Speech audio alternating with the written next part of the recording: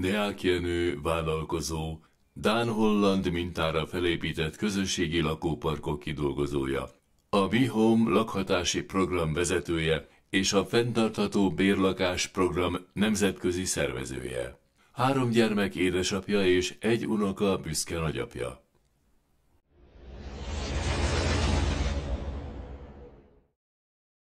Nevem Deák Jenő, és én vagyok a WeHome lakhatási program kidolgozója. Ez a program arra jogos igényre született, ami ugyebár napjainkban egyre égetőbb, méghozzá a lakhatási válság, amiről szerte a világban hallunk, hogy nincs megfizethető olyan bérlakásállomány, amiben az emberek megfizethető módon ne kelljen az egyik ember, mondjuk egy házaspár egyik tagjának a teljes fizetését a lakhatási költségekre elkölteni. Én közel 10 évet éltem Dániában, és ott megtapasztaltam azt a fajta modellt, ami nekem első látásra egy zseniális dolog volt, méghozzá szövetkezeti lakhatási modell, és az úgynevezett co-housing, ez a közösségi lakhatás, ez is ugyebár Dániából a 60-as években indult.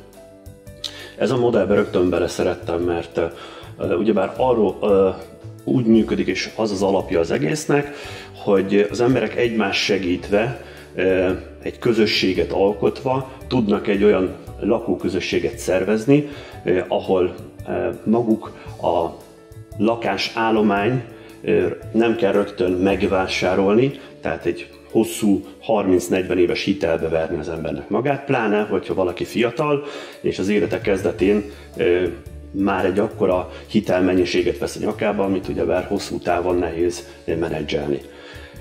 Tehát ez a lakhatási modell számomra rögtön megtetszett, és néhány év alatt, tehát ez közel 5 év volt, mire ez úgy kialakult bennem maga a koncepció, amit megvizsgáltam a világban, hogy működnek ezek a dolgok, és itt azokat az elemeket gyúrtam össze, később a barátaimmal ezt optimalizáltuk, és a mostani kollégáimmal, hogy azt a régi, több száz éves múltra visszatekintő, hogyha megnézzük a viking kultúrában hosszú házak, az ősmagyar kultúrában a szer, mint lakóegységek, ahol néhány házikó egymást segítve alkottak egy közös életteret.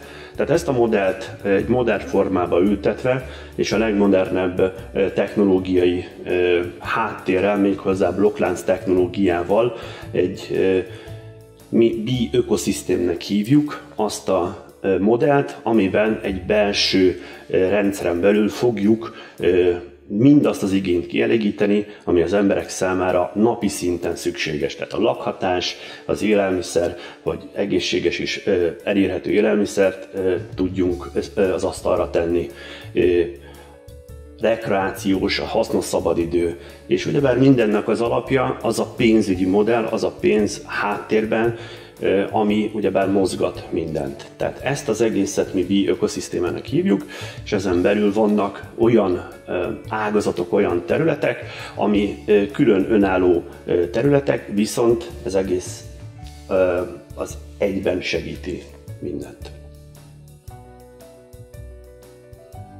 Most rátérek arra, hogy hogyan lett az ötletből végül is egy kézzelfogható dolog.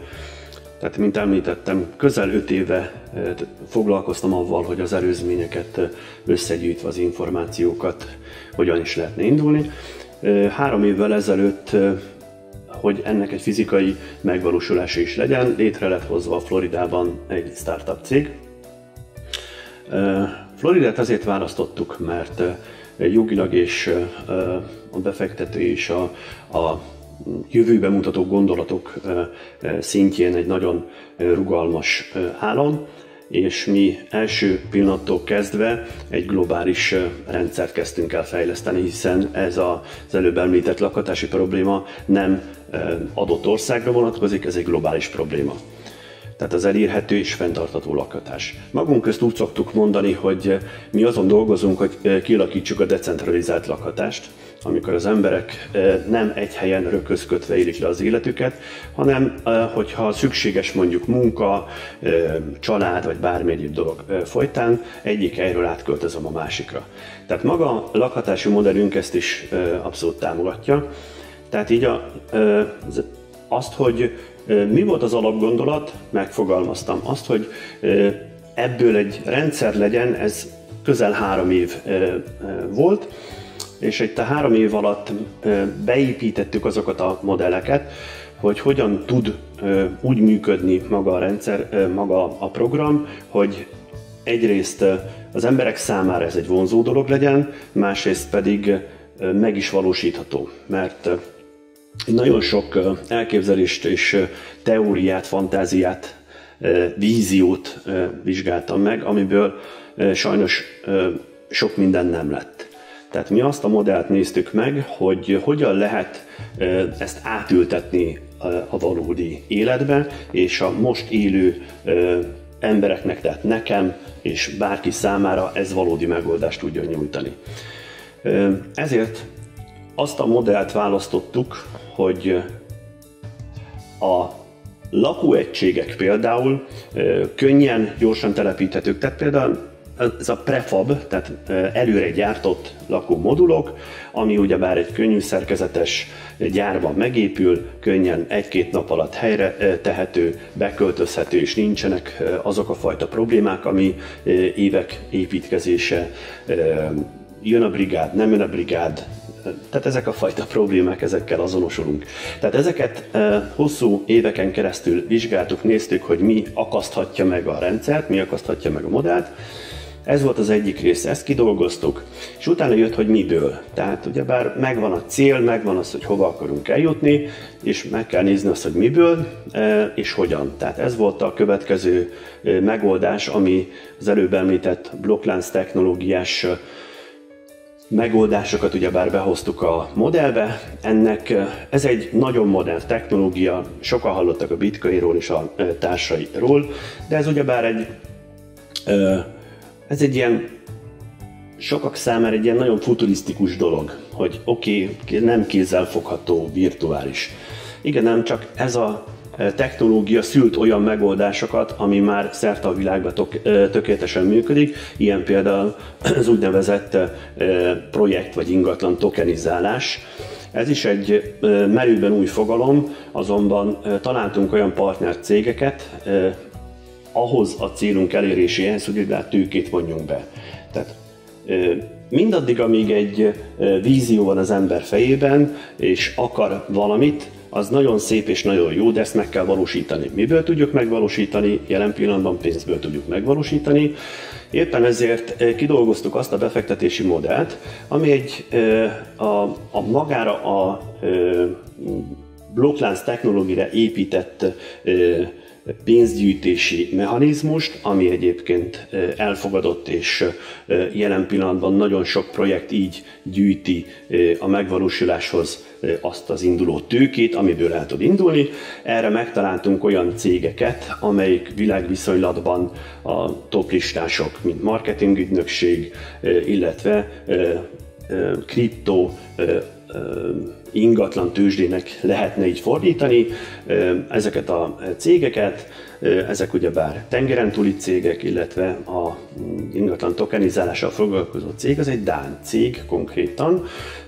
Tehát megvan az az alapja, hogy kézzelfogható, és az együttműködés az elmúlt hónapokban elérte azt a szintet, hogy először átküldtük nekik magát a projekt elképzelést, ők átvizsgálták, hiszen már nem úgy működik, mint régen, hogy boldog-boldogtalan azt csinál, amit akar, hála az égnek, mert nagyon sok olyan projekt volt, amelyik az úgynevezett szakszó a scam vagy csalás, tehát most már hála az égnek ezek nagyon keményen vizsgálva vannak. Mi is átestünk egy ilyen vizsgálaton, beválogattak bennünket abba a projektbe, amely érdemes arra, hogy lehessen róla beszélni. Tehát így elindítottuk ezt az együttműködést. Ennek eredményeként rövidesen elindul egy nemzetközi globális kampány, ami keretén belül a nemzetközi piacról a kisbefektetés. Ez megint egy zseniális gondolat, hogy mi nem nagy befektetőket célzunk meg, hanem a hétköznapi embereket, hiszen a hétköznapi emberek problémáját szerintem a hétköznapi emberek tudják legjobban megoldani. Tehát az ő általuk kvázi egy nem nevezném befektetésnek, mert ez nem befektetésről van szó, hanem egy leendő szolgáltatást megvásárlásával tudjuk azt a tőkét előteremteni, amiből megépítjük a lakóegységeket, amit utána a bérlők bérelnek, és ezáltal ez mindenki kialakul egy olyan körforgás, amiben aki megvásárolta, az ő számára lesz egy reális hozam, egy reális profit, nem 1000 meg 5000%-os, amit ugyebár ígérnek, egy teljesen reális hozam, mert nálunk az a lényeg, hogy akik bérelni fogják, azok megfizethető módon ne 400-500 ezer forintért béreljenek, hanem teljesen kifizethető, tehát egy fenntartható modellt raktunk az asztalra. Ha úgy visszaemlékszek arra, hogy mi motivált engem az életben erre a területre, mert mióta eszem tudom, én az utazás és az otthonteremtés, valahogy ez mindig átszőtte az életemet. Tehát amikor ültünk a buszon befelé az iskolába, még általános iskolás koromban, és ott lapozgattuk a biológia atlaszt, abban nagyon szép képek voltak, mindig azon álmodoztunk, hogy egyszer ide eljutni, vagy oda eljutni. Tehát ez nekem mindig is nagyon fontos volt, hogy utazzam, hogy megismerjem a világot, hiszen Magyarország szép ország, és nagyon sok szép dolog van, és nagyon sok értékes ember van, viszont a világban olyan kulturális élmények és olyan dolgokkal lehet találkozni, ami többé tesz bennünket. Erre igyekeztem növelni a gyermekeimet és a családomat is. Tehát maga a cégemnek az elnevezése például, amikor kerestük a nevet, ez a Wanderhaus LLC-nek neveztük a cégünket, mert vándorlóházak szinoníma, tehát pontosan ezért, hogy az ember nem biztos, hogy egy helyen éli le az életét, hanem így keresi a helyét a világban. Amikor ez útkeresésem első állomásaként Hollandiába kikerültem, akkor ott volt egy mondat az első házban, amikor bementem, hogy egy jelmondat, ahol a szíved, ott az otthonod.